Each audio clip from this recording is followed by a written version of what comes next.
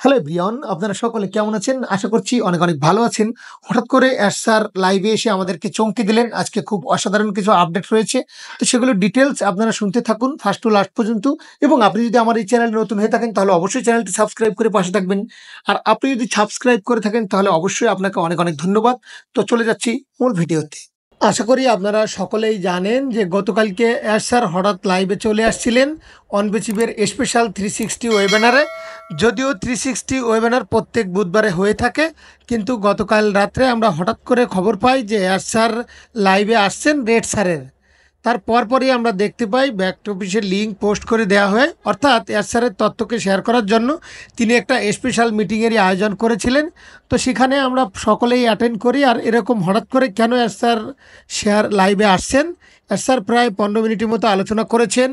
অবশ্যই অনেক অনেক তথ্য আছে, প্রত্যেকটা জিনিসই বোঝার মতো এবং গুরুত্বপূর্ণ।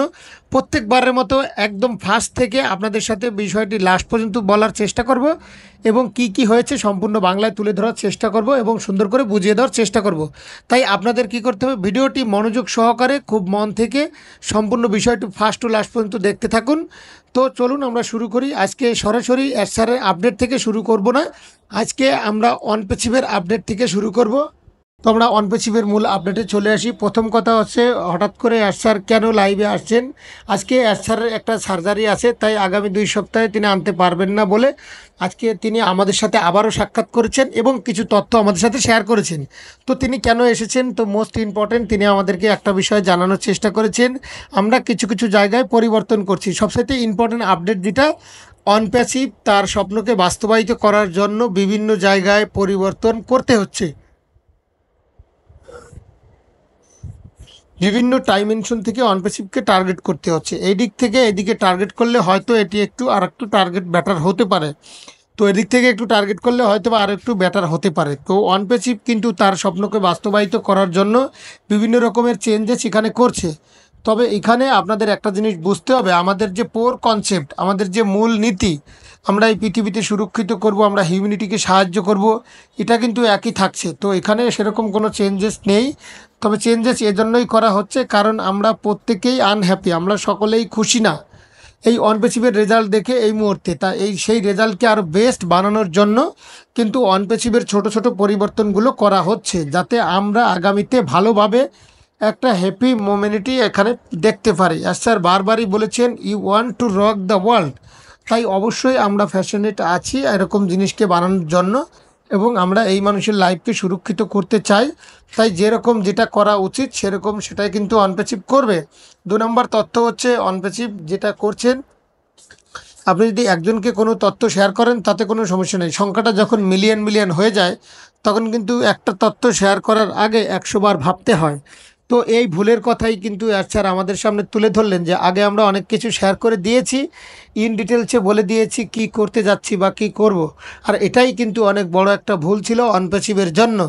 এর জন্যই কিন্তু এখন আমাদের অ্যাডজাস্ট করতে হচ্ছে। আর আমরা যেগুলো ভুল করেছি সেগুলোর সাথে মানিয়ে নতুন নতুন বিষয়কে ইনোভেট করা হচ্ছে। তা আগে হয়তো বা একটু গন্ডগোল ছিল, এখন আর এই ভুলটা হবে না। এখন কিন্তু স্যার প্রত্যেকটা তথ্য শেয়ার করার আগে 2 থেকে 3 বার ভাবে, কোনো তথ্য শেয়ারই করেন না বলতে পারি। কী বলেছে গতকাল?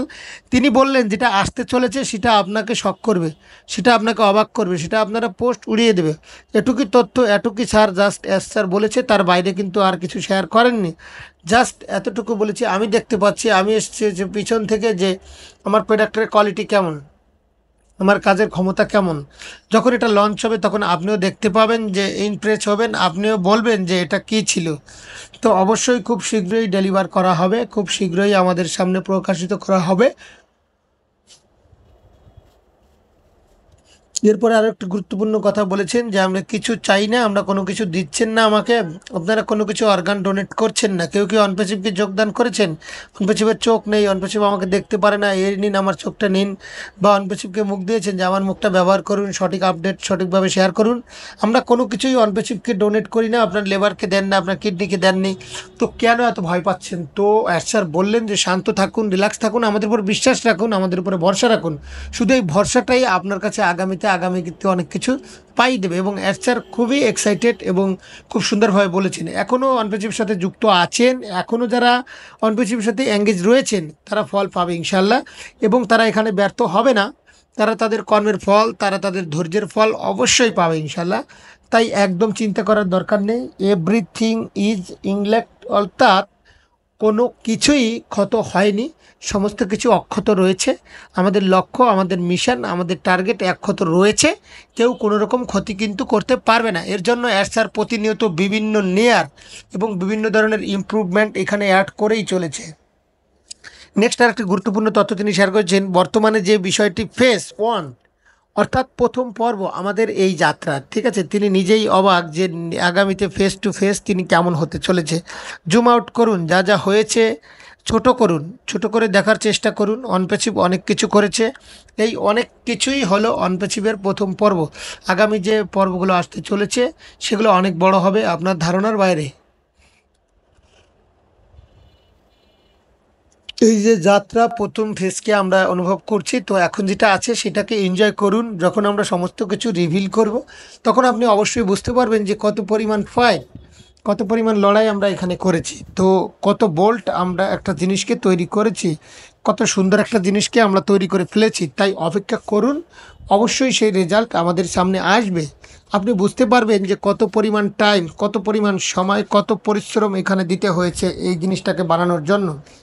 আপনারা সকলেই সাক্ষী রয়েছেন এবং আপনারা অনেকেই সাক্ষী থাকবেন। তাই একটু ভরসা এবং বিশ্বাস রাখুন, স্যার কিন্তু আপনাকে ভালো রেজাল্ট দিতে চলেছে। I am confident in where we are right now. এবং স্যার বললেন, আমি সত্যি খুব কনফিডেন্ট যে আমি যেই জায়গায় আছি সেটা সঠিক জায়গা। This is a people up business, এটা হচ্ছে মানুষের বিজনেস, নাকি এটা আমার বিজনেস। স্যার বললেন 80% সাইকোলজিকে কাজে লাগানো হয়েছে, 20% মেকানিককে কাজে লাগানো হয়েছে, 80% মানুষের বিহেভিয়ারকে দেখানো হয়েছে এবং 20% কাজ করা হয়েছে। তাই কাজের থেকে সাইকোলজি এখানে বেশি খাটানো হয়েছে। আর এটাই আপনারা বোঝার চেষ্টা করুন, বর্তমানে আপনার সাইকোলজি কাজে লাগিয়ে কিন্তু বড় বড় মার্কেটাররা অনেক অনেক মার্কেটিং করে চলেছে। আর অনপ্যাচিভও এর মধ্যে অন্যতম। Business is better than usually, do not just buy details, we are better than ever.